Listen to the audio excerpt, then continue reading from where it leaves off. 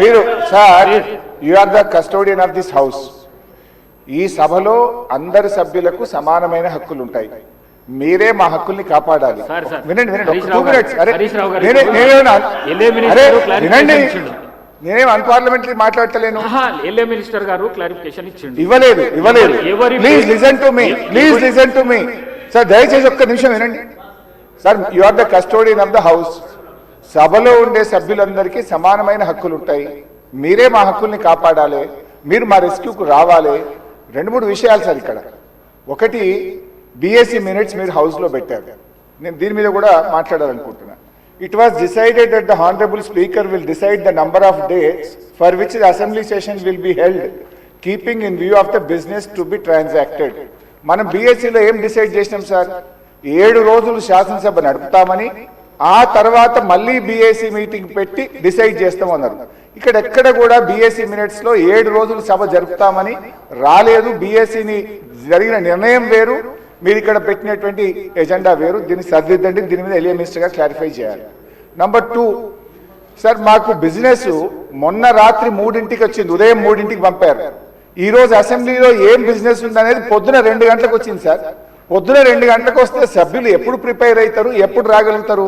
Is it the way of functioning the assembly? దయచేసి ఎజెండాను 24 గంటల ముందు పంపడం ఒక పద్ధతి, సాంప్రదాయం. దాన్ని నేర్చుకోండి. నంబర్ 2. నంబర్ 3 అధ్యక్ష, ఇప్పుడు ప్రధాన ప్రతిపక్షం ఒక క్వశ్చన్ మీద ముఖ్యమంత్రి గారు లేచి మాట్లాడారు, సభానాయకుడు ఓకే. దాని మీద మీరు ఇంకొక విపక్షానికి ఇచ్చి మాకు మైక్ ఇవ్వకపోవడము, మేము అడిగిన ప్రశ్నలకు ఒక్కదానికి క్లారిఫికేషన్ లేదు. ఇది పూర్తిగా ప్రధాన ప్రతిపక్షం గొంతు నొక్కడం కాదు సార్. మాకెందుకు ప్రొటెస్ట్ చేయడానికి మైక్ ఇయ్యరు? క్వశ్చన్ అవర్లో ప్రొటెస్ట్ అనేటువంటిది ఆ పార్టీ యొక్క హక్కు సార్. సో అందువల్ల కైండ్లీ లీజన్, ఒక 2 నిమిషాలే ఇవ్వండి. Protest is our right, members right, rule book లో స్పష్టంగా ఉంది. మీరు మా దిక్కే చూడరు, మాకు మైక్ ఇవ్వడం అనేది కరెక్ట్ కాదు. ముఖ్యమంత్రి గారు మాట్లాడుతూ ఏం మాట్లాడింది సార్?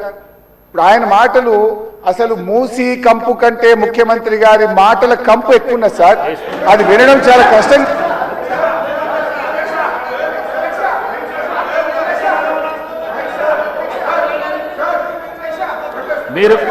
మీరు క్వశ్చన్ కు సంబంధించి మాట్లాడుతా అంటే మీకు మైక్ ఇస్తాను.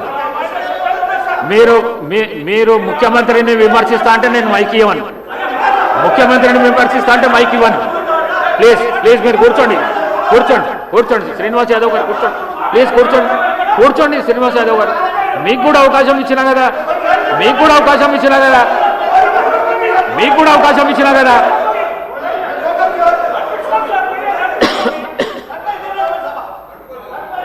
సార్, ముఖ్యమంత్రి